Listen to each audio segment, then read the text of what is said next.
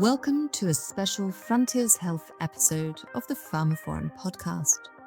This is your host, Nicole Raleigh, and in order to mark the 10th anniversary of Frontiers Health, Pharma Forum is running a short series in the run-up to November, speaking with experts in their field about their favourite memories from the conference over the past decade and the future of health more generally.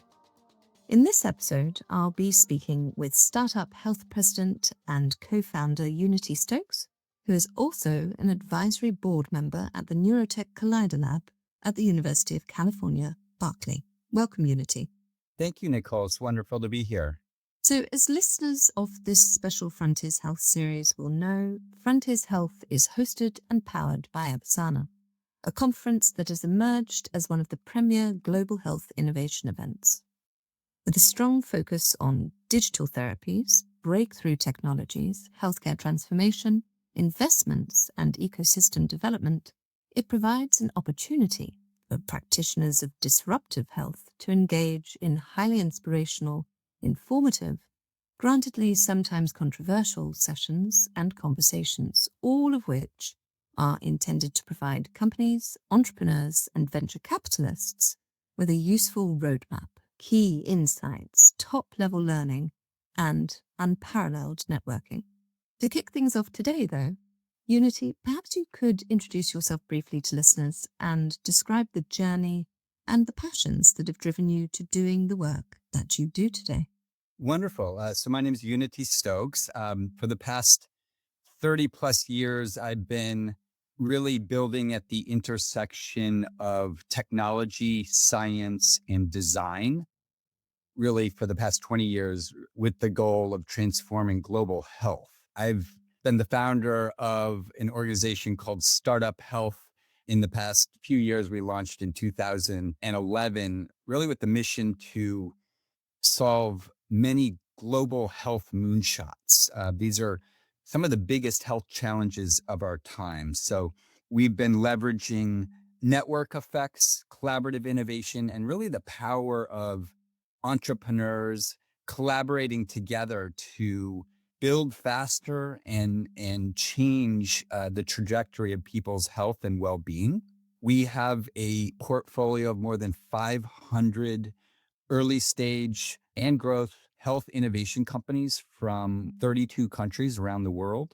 And it's really one of the most exciting times in history today, because when we started Startup Health, there was very little capital. There was not an ecosystem of innovators, and there wasn't this new health innovation landscape that we see today. And of course, maybe we'll talk about this, but in the post-ChatGPT world of AI, it's an extraordinary moment where the health moonshots that we've been focused on, and I've dedicated my life and career to, are within sight. It's a new day. It's a new dawn in terms of the inflection point that we're seeing for accelerating innovation and actually seeing all the technology, all the tools, all the science, all the beautiful design come together to make meaningful health outcomes different than we've ever seen in the past.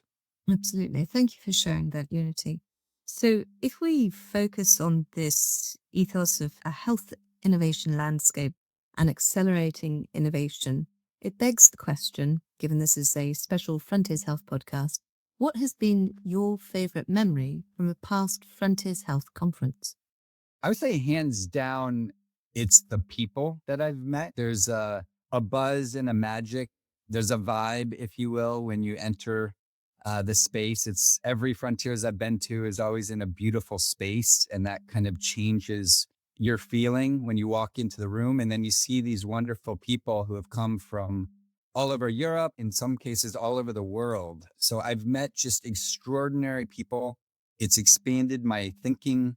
It's expanded my networks, and quite honestly, pushed me forward in many, many ways. I would add Roberto, who has really been a key creator of Frontiers. I feel a deep kinship to him. So there's almost a mind meld in terms of how we think. So I just love spending time with Roberto and the entire Frontiers team in terms of checking in to assess where are we? What's really advancing and where do we need to go? But that all starts with the people in the room.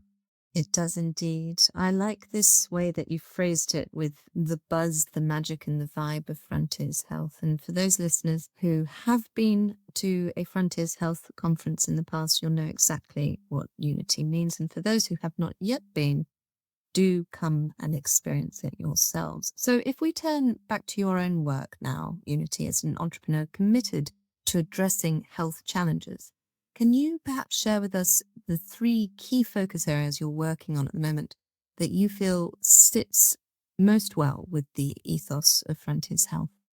Today, I'm deeply passionate and excited about AI plus the possibility to increase health span. I'm deeply passionate about neuro health and brain health and solving tremendous challenges like Alzheimer's and related dementias, but also the power to unlock the mysteries of our brain to improve our health and well-being. And then third, mobility, things that keep us moving. I believe that motion is life.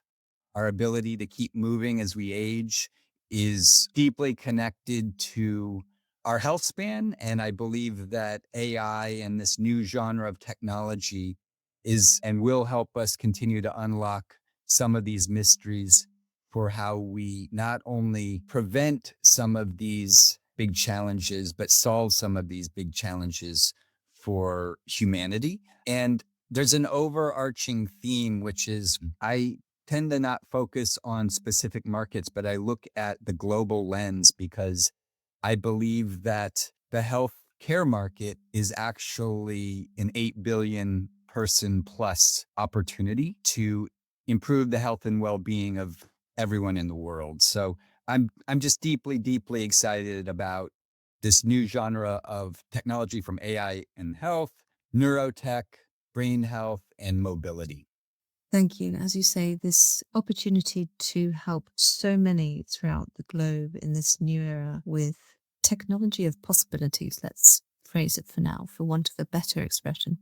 My final question then, Unity, what is one word or phrase that, in your opinion, will define that future of health we've been looking at this conversation? I believe the future of health comes down to a concept I call invisible design. What I mean is people don't want health care. They don't want health. They want the outcomes of well-being, of wellness, of health. And I believe it should be designed invisibly into the fabric of our lives, into the products and services, into our work, into our schools, into our home, into the places that we are, whether it's on our bodies, in our bodies, or around our bodies. There's just a huge opportunity to rethink how health and well-being is integrated or designed invisibly into the fabric of our lives. And I believe that will be the transition point where we can shift from an industry of healthcare into really a global transformation where health outcomes are just improving because of the tools, the products and services that all of us use day to day, so that we don't have to think about it. We don't have to work at it. We can benefit from these innovations that are invisibly designed. There you have it, listeners, the integration of invisible design into the fabric of life. Thank you, Unity. It's been a pleasure. Thank you, Nicole. And that concludes another episode of the Pharma Forum podcast. You can find more information about this episode, including a download link and information about previous installments at pharmaforum.com/podcasts. The Pharma Forum podcast is also available on Apple Podcasts, Spotify, Overcast, Pocket Casts, Podbean, and pretty much wherever else you download your other podcasts from. Just search for Pharma Forum and follow and hit subscribe. Of course, don't forget to visit our website itself, where you can sign up for daily and weekly news and analysis bulletins. And do follow us on Blue Sky and LinkedIn at Farmer Forum. That's all for now. Thank you for listening.